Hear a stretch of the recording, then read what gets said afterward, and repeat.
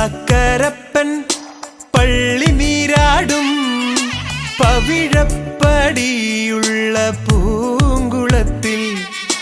തൃക്കാക്കരപ്പൻ പള്ളി നീരാടും പവിഴപ്പടിയുള്ള പൂങ്കുളത്തിൽ. തൊഴുകൈകളോടെ വിരിയുന്നു ഉഷസ്സിന്റെ ഒരു നൂറിതളുള്ള ചെന്താമരേ, ഒരു നൂറിതളുള്ള ചെന്താമരേ.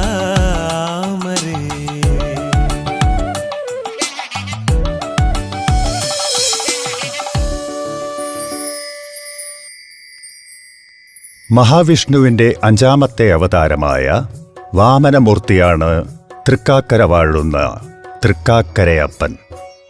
ഓണക്കാലത്ത് അത്തം മുതൽ തിരുവോണം വരെ തൃക്കാക്കരയപ്പനെ നാം പൂവിട്ട് പൂജിക്കുന്നു. തൃക്കാക്കരയുടെ പാദമുദ്രകൾ പ്രാചീന കേരള ചരിത്രത്തിൽ കാണാവുന്നതാണ്.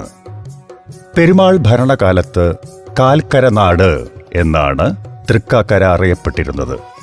പെരുമാക്കന്മാരുടെ കാലത്തുള്ള ശിലാശാസനങ്ങളിൽ തൃക്കാക്കരയെക്കുറിച്ച് പരാമർശങ്ങളുണ്ട്. വൈഷ്ണവ പ്രസ്ഥാനത്തിൻ്റെ ഒരു പ്രമുഖ കേന്ദ്രം കൂടിയായിരുന്നു ഇവിടം. അക്കാലത്ത് തൃക്കാക്കരയപ്പനെ തിരുക്കാൽക്കരി പട്ടാരകർ എന്നായിരുന്നു വിളിച്ചിരുന്നത്. വാമനന്റെ പാദമുദ്രയുള്ള സ്ഥലം എന്നാണ് ഇതിനർത്ഥം. കപില മഹർഷി എന്ന് പറഞ്ഞൊരു മഹർഷിക്ക് ഈ പ്രദേശത്ത് വച്ചിട്ട് ഈ മഹാവിഷ്ണുവിൻ്റെ ഒരു സാന്നിധ്യം അവിടെ ഉണ്ട് എന്നും ഈ മഹാവിഷ്ണു ഒരു വാമനമൂർത്തിയുടെ സ്വരൂപത്തിൽ ദർശനം കൊടുത്തു എന്നാണ്. ഇപ്പോൾ ഈ മഹർഷി ഈശ്വരന്മാരെന്നൊക്കെ പറഞ്ഞാൽ അവർക്ക് പ്രത്യേകിച്ചൊരു രൂപത്തോടു കൂടിയോ അല്ലെങ്കിൽ അങ്ങനെ ആരാധിക്കുന്ന രീതിക്കാരൊന്നും അല്ല. പക്ഷെ ഇവിടെ വെച്ച് ദർശനം കൊടുത്തിട്ടുള്ളത് ഇങ്ങനൊരു രൂപത്തിലാണ്. അതുകൊണ്ടും കൂടിയിട്ടാണ് ഈ പ്രദേശത്തിൽ ഈ വാമനമൂർത്തി. അപ്പോൾ ആ വാമനമൂർത്തിയുടെ ആവിർഭാവം എന്ന് പറയുന്നത് അവിടെ പാദം സ്പർശിച്ച സ്ഥലമാണിത്. തൃക്കാല അവിടെ സ്പർശിച്ചു കണ്ടു, അദ്ദേഹം കണ്ടു, വേറെ ആരെങ്കിലും കണ്ടോ എന്നുള്ളത് അറിയില്ല. അപ്പം അത്രയും മഹത്വമുള്ള ഒരു ഒരു ചൈതന്യത്തിൻ്റെ തൃപ്പാദം കണ്ട സ്ഥലമാണ്.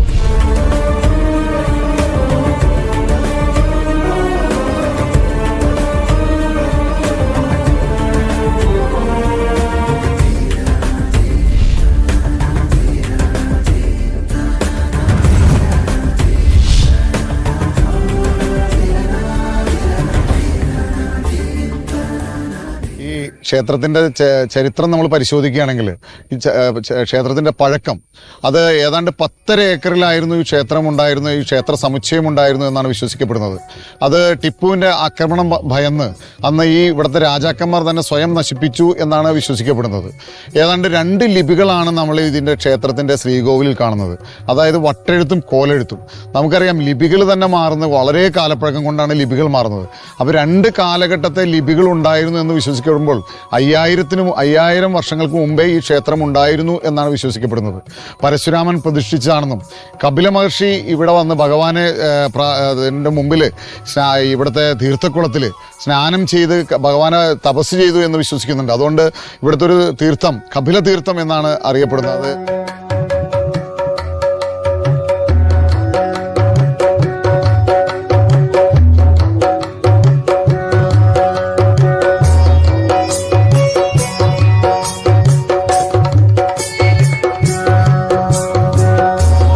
വാമനമൂർത്തിയുടെ സങ്കല്പം ദശാവതാര കഥയുമായി ബന്ധപ്പെട്ട് കിടക്കുന്നു.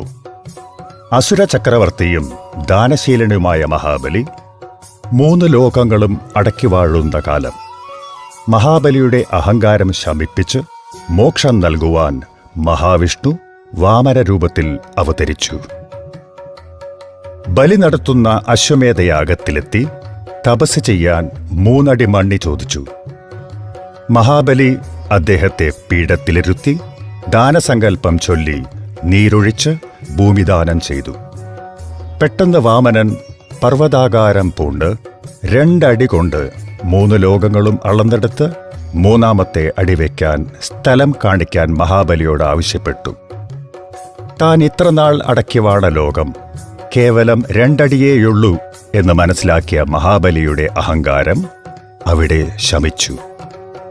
3ാമത്തെ അടി വയ്ക്കുവാൻ തന്റെ ശിരസ് കാണിച്ചു കൊടുത്ത മഹാബലിയെ വാമനൻ തന്റെ കാൽപാദം ശിരസിൽ വെച്ച് അനുഗ്രഹിച്ചു. എനിക്ക് 3 അടി മണ്ണ് വേണമെന്ന് പറഞ്ഞൊന്നും ഇനി എന്താ വേണ്ടതെന്ന് ചോദിച്ചപ്പോഴാണ് അവിടുത്തെ അങ്ങനെയാണ് ശിരസ് താത്തി കൊടുത്തു. ശിരസിലേക്ക് പാദം സ്പർശിച്ച് അനുഗ്രഹം കൊടുത്തു. അങ്ങനെ അദ്ദേഹത്തിനെ, സത്യം പറഞ്ഞാൽ അത് അദ്ദേഹത്തിനെ പാതാളത്തിലേക്ക് താത്തുക എന്നുള്ള അവസ്ഥയല്ല ചെയ്തത്. ഇതിലൊക്കെ പറയണത് സുതലം എന്നിട്ടാണ്. അതായത് ഏറ്റവും വൈശിഷ്ട്യമായ ഒരു ലോകത്തേക്ക് അദ്ദേഹത്തിന് അത് ആ സമയം ആയതുകൊണ്ട് അവിടേക്ക് മാറ്റിയെന്ന് തന്നെയാണ് അതിൻ്റെ അർത്ഥം. അങ്ങനെ മോക്ഷം ലഭിച്ച മഹാബലിക്ക് പാതാള ലോകം നൽകുകയും അടുത്ത മന്വന്തരത്തിലെ ഇന്ദ്രപദവി നൽകി അനുഗ്രഹിക്കുകയും ചെയ്തു. ഈ വാമനമൂർത്തിയാണ് തൃക്കാക്കരയപ്പൻ.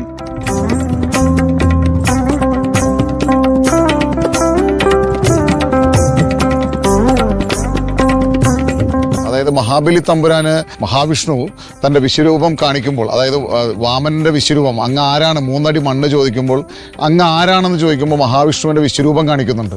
അതായത് വാമനന്റെ മൂർത്തിഭാവമായിട്ടാണ് അന്ന് പ്രത്യക്ഷപ്പെട്ടത്. ആ മൂർത്തിഭാവം എന്ന് പറയുന്നത് ശംഖ് ചക്ര ഗദാപത്മത്തിൽ ഗദയില്ലാത്ത സൗമ്യനായ മഹാവിഷ്ണുവിന്റെ രൂപമായിരുന്നു. അതാണ് ഇവിടുത്തെ പ്രധാന പ്രതിഷ്ഠ, വാമനമൂർത്തി. അതുപോലെ തന്നെ മഹാബലി തമ്പുരാൻ ശിവഭക്തനായിരുന്നു എന്നാണ് നമ്മൾ വിശ്വസിക്കുന്നത്. അദ്ദേഹം ആരാധിച്ചിരുന്ന സ്വയംഭൂവായ മഹാദേവനും തെക്കൻ ദേവർ എന്നുള്ള രീതിയിൽ സമപ്രാധാന്യത്തോടെ ഇവിടെ ഉപദേവനായിട്ട് പ്രതിഷ്ഠിച്ചിട്ടുണ്ട്. അപ്പോൾ രണ്ടും, അതായത് മഹാബലി തമ്പുരാൻ ആരാധിച്ചിരുന്ന മഹാദേവനും അതുപോലെ തന്നെ മഹാബലിക്ക് തമ്പുരാനും മോക്ഷം നൽകിയ മഹാവിഷ്ണുവും ഒരേ ശൈവ വൈഷ്ണവ ചൈതന്യം നിറഞ്ഞു നിൽക്കുന്ന ഒരു പുണ്യഭൂമിയാണ് തൃക്കാക്കര. വാമനക്ഷേത്രത്തിനും ശിവക്ഷേത്രത്തിനും പ്രത്യേകമായി 4 അമ്പലങ്ങൾ പണിതിട്ടുണ്ട്. 2 നാലമ്പലം ഓടുമേഞ്ഞതാണ്. വാമനക്ഷേത്രത്തിൽ 4 അമ്പലത്തിന്റെ പുറം ചുവരുകളിൽ വിളക്കുമാടം കാണാം. 4 അമ്പലത്തിലേക്ക് കടക്കുന്ന വഴിയിൽ ഇരുവശവുമായി വാതിൽ മാടങ്ങൾ സ്ഥിതി ചെയ്യുന്നു. തെക്കേ 4 അമ്പലത്തിനകത്ത് തെക്ക് കിഴക്കേ മൂലയിൽ തിടപ്പള്ളിയും വടക്ക് കിഴക്കേ മൂലയിൽ കിണറും കാണാം. ശ്രീകോവിലിന്റെ തെക്കു പടിഞ്ഞാറേ മൂലയിൽ പ്രത്യേകം ശ്രീകോവിലുകളിൽ കിഴക്കോട്ട് ദർശനമായി ഭഗവതി കുടികൊള്ളുന്നു.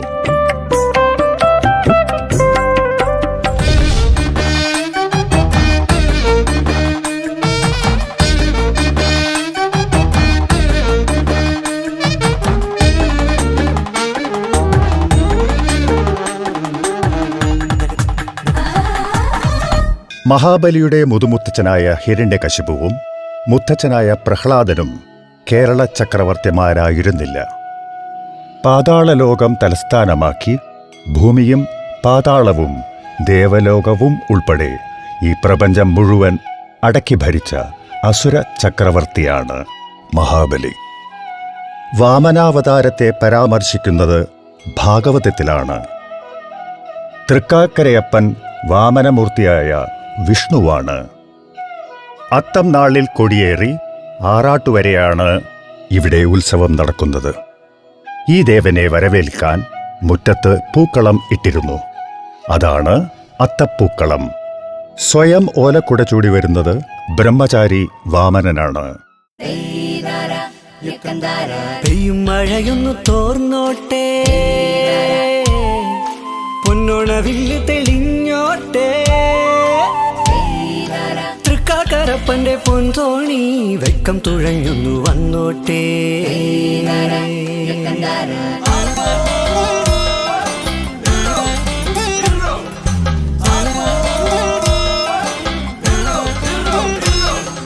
പെയ്യും മഴയൊന്നു തോർന്നോട്ടെ, പൊന്നോണവില്ല് തെളിഞ്ഞോട്ടെ, തൃക്കാക്കരപ്പന്റെ പൊൻതോണി വെക്കം തുഴഞ്ഞൊന്നു വന്നോട്ടെ. നമുക്ക് ഓണത്തിന്റെ ചരിത്രം അറിയുമ്പോൾ നമുക്കറിയാം, സാമൂതിരിയുടെ കാലം മുതൽ തൃക്കാക്കരയിലാണ് നാട്ടുരാജാക്കന്മാർ സംഗമിച്ച് ഓണം ആഘോഷിച്ചിരുന്നു എന്നാണ് വിശ്വസിക്കപ്പെടുന്നത്. ആ കാലം മുതൽ ഈ വിപുലമായ ഓണാഘോഷം ഈ കേരളത്തിലുണ്ടായിരുന്നു എന്നും മലയാള നാട്ടിലുണ്ടായിരുന്നു എന്നുമാണ് വിശ്വസിക്കുന്നത്.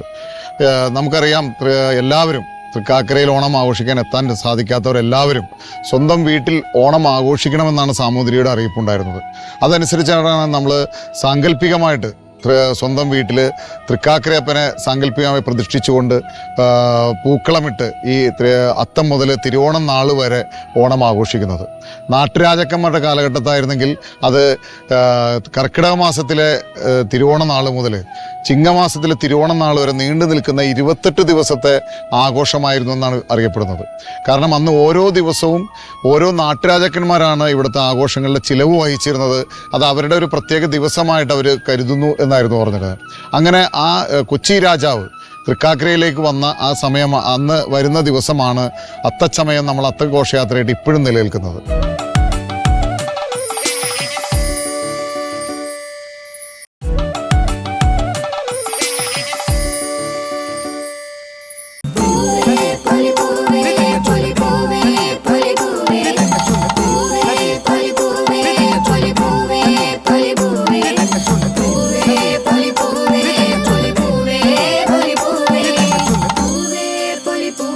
ഉത്സവം വിധിക്കുമ്പോൾ തന്നെ 3 തരത്തിലാണെന്ന് പറയും. അതായത് ധ്വജാദീനം, അങ്കുരാദീനം, ഭടഹാദീനം, അങ്ങനെ 3 സ്വഭാവത്തിലാണ് ഉത്സവം. ഈ 3 സ്വഭാവത്തിലുള്ള ഈ ഉത്സവം കൂടി ഇവിടെ ഒരേ സമയത്താണ്. അതുകൊണ്ടാണ് കർക്കിടക മാസത്തിലെ തിരുവോണത്തിൻ്റെ അന്ന് ഇതങ്ങോട്ട് തുടങ്ങിയാൽ ചിങ്ങത്തിലെ തിരുവോണത്തിൻ്റെ അന്നേ അവസാനിക്കുള്ളൂ. ഓണം വാമനമൂർത്തി അവതരിച്ച ദിവസമാണ്. അതുകൊണ്ടാണ് തൃക്കാക്കര വാമനക്ഷേത്ര ഉത്സവം അന്നായത്. തിരുവോണമായാൽ നല്ല മണ്ണൊക്കെ കുഴച്ചാണ് തൃക്കാക്കരയപ്പനെ ഉണ്ടാക്കുന്നത്.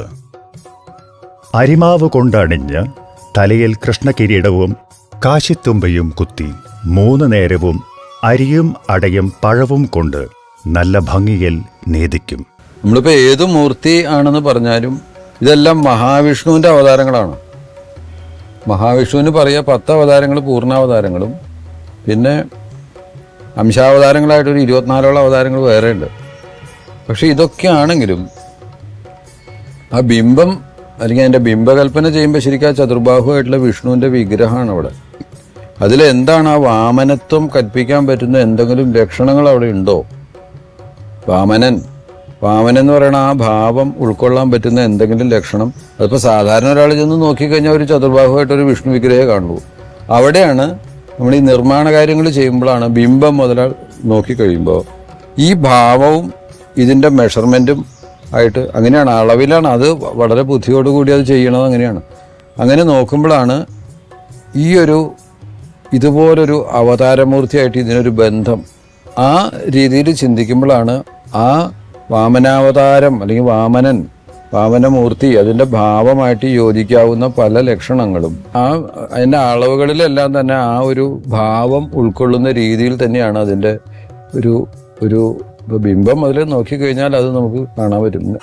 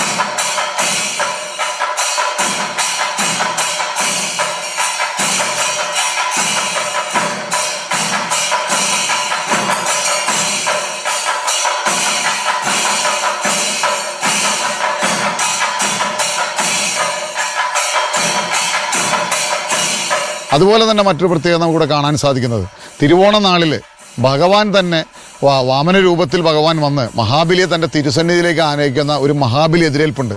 നമ്മുടെ വിശ്വാസപ്രകാരം ഏതാണ്ട് അത്തനാൾ മുതൽ മഹാബലി തമ്പുരാൻ തൻ്റെ പ്രജകളെ കാണാൻ വരുന്നു എന്നാണ് നമ്മൾ വിശ്വസിക്കുന്നത്.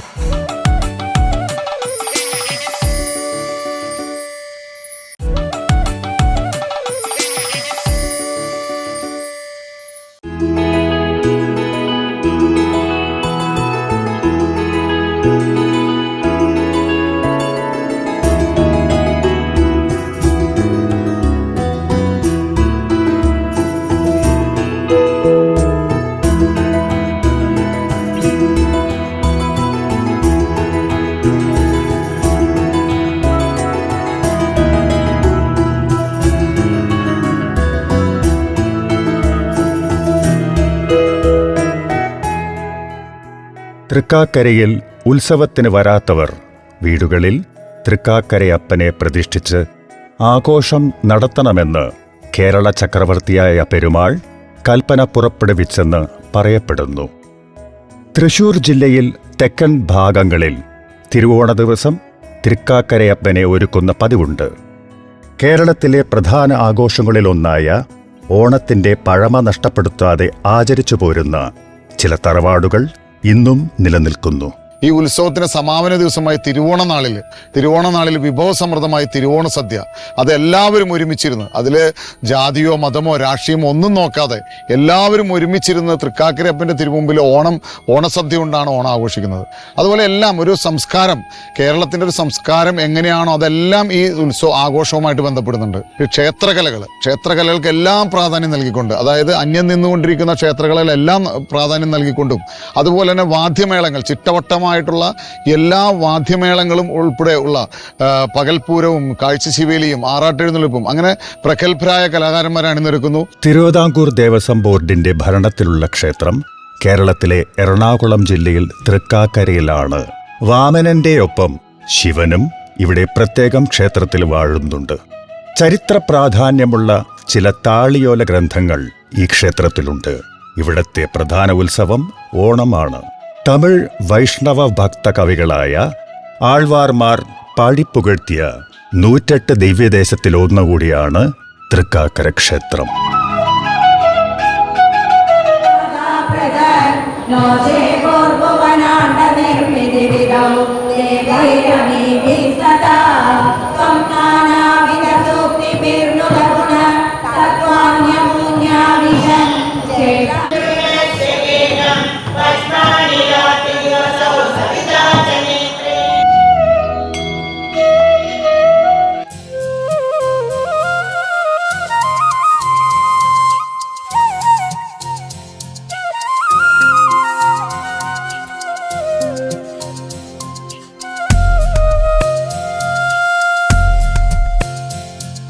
ശംഖുപുഷ്പത്തിൻ ചുണ്ടു പ്രാർത്ഥനാ മന്ത്രമൊന്നുതിർത്തു. ഇതൾ തുമ്പിൽ നിന്നു പനി നീർക്കണം പാഴ്മണ്ണിലിട്ടു വീണു. സഹ്യസാക്കൾ ചുറ്റിയെത്തുന്ന പുഷ്പഗന്ധിയല്ലേ. കാറ്റേ ചിത്രവീണ ശ്രുതിയിട്ടു പാടുവാൻ ആരു തന്നു വിട്ടു. തൃക്കാക്കരപ്പൻ പള്ളി നീരാടും പവിഴപ്പടിയുള്ള പൂങ്കുളത്തിൽ. തൃക്കാക്കരപ്പൻ പള്ളി നീരാടും പവിഴപ്പടിയുള്ള പൂങ്കുളത്തിൽ. തൊഴുകൈകളോടെ വിരിയുന്നുഷസ്സിൻ്റെ ഒരു നൂറിതളുള്ള ചെന്താമരേ, ഒരു